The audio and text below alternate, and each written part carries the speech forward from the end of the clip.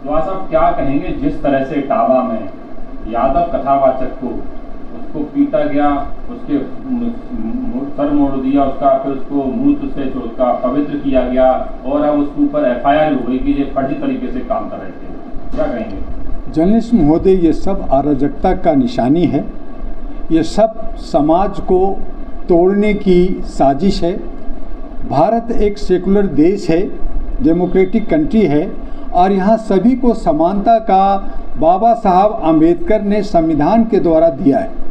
संविधान कहती है कि सभी धर्मों का आदर करो। संविधान कहती है कि भारत के अंदर कोई भी धर्म अगर मानता है या जाना चाहता है, बदलना चाहता है तो वो स्वतंत्र है।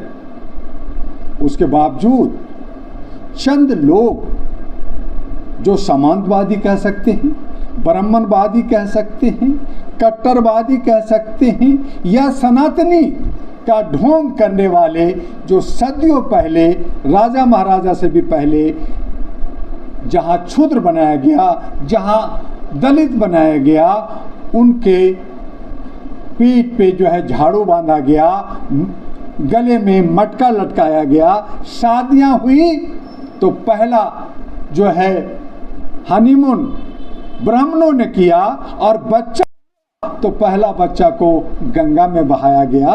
वो युग चंद 2-3% लोग हैं वो लाना चाहते हैं। युग बदल रहा है।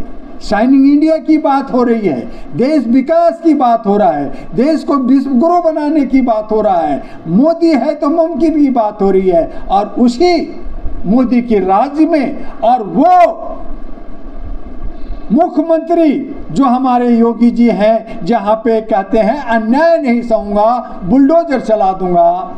इटावा के अंदर ये धर्म और जात और समुदाय का नफरत, अगर यादव संस्कृत जानता है, कथा वाचन करता है, धर्म की ज्ञान रखता है, तो क्या वो हिंदू नहीं है? मैं तो कहता हूँ कि अगर संस्कृत की जानकारी और कथा सुनाने की जानकारी अगर एक मुसलमान को भी है तो उसको भी हक होना चाहिए, वो सुनाए, तभी तो आगे बढ़ेगा। लेकिन जब क्या उसका हक है? उनके शास्त्रों में लिखा हुआ कथा केवल ब्राह्मणी कहेगा, आप यादव की बात कर रहे हैं। हाँ जी, तो यही है ना कि आपने एक तो यूरोशिया से आए, दूसरा ये कि आप ब्राह्मण 2-3% जो है आप सभी मंदिरों पर आपका वर्चस्व बना लिया। मंदिरों में कोई क्षुद्र या कोई दूसरा जात के लोग नहीं जाएगा, तो फिर हिंदू राष्ट्र की परिक्रमा या हिंदू राष्ट्र की जो है सोच आप क्यों रखते हो? क्या हिंदू नहीं है? क्या हमारा चमार हिंदू नहीं है? क्या नाय हिंदू नहीं है? क्या जाटव हिंदू नहीं है? क्या कोयरी कुर्मी कुशवाहा हिंदू नहीं है? आप जो है जब जल चढ़ाने की बात आती है, करोड़ों का खर्चा होता है, शिव पे जल चढ़ाते हैं, तब आप कहते हैं ये सब हिंदू है, वोट लेना है तो ये सब हिंदू है। लेकिन जब धर्म की बात आती है तो आप कहते हैं, और उसका मजे की बात यह है जर्नलिस्ट महोदय कि उन्हीं क्षुद्रों का आप जो है प्रसाद खाते हैं, उन्हीं का चढ़ावा पैसा करोड़ों रुपया आप लेते हैं, आप पुजारी बनते हैं, लेकिन आप उसका ग्रहण क्यों करते हैं? आप उन्हीं लड़कियों को रेप करते हैं और आप छुआछूत मानते हैं, शादी नहीं करते हैं। तो ये दादागिरी है, ये जो है हमारी संस्कृति को, हमारे भारत को अखंड करने का एक साजिश है। और इस तरह से जैसे मुसलमान बिखर गए हैं, बिना पैनी के लोटा हो गए हैं, आप हिंदू मुस्लिम का नफरत करते करते अब हिंदू हिंदू में नफरत करके आप बांट करके राजनीति करना चाहते हैं। जाति पूजी गई, वो अपनी पहचान छुपा के काम कर रहे थे, ब्राह्मण बताए काम पहचान छुपा के बात कर रहे थे।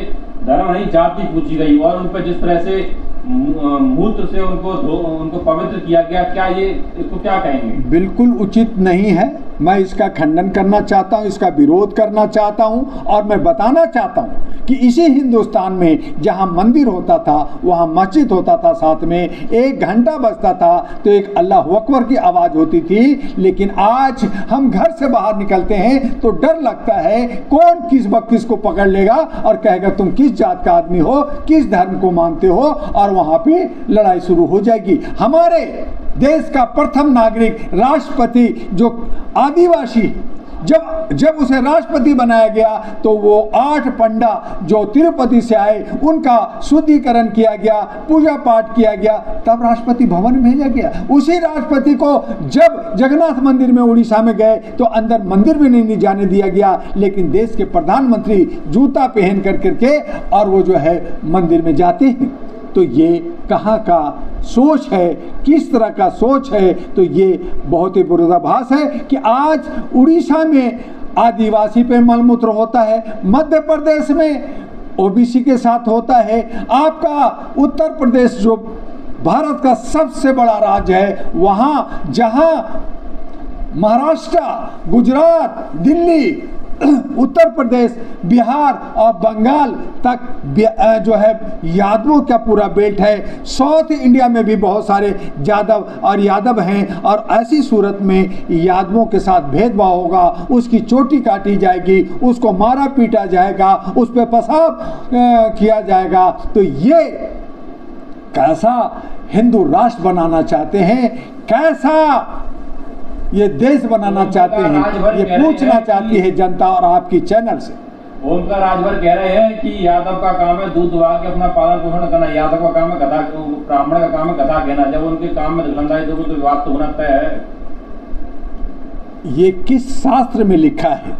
और हमारा संविधान इनके शास्त्र से, इनके नियमक अनुसार से चलेगा या संविधान से देश चलेगा?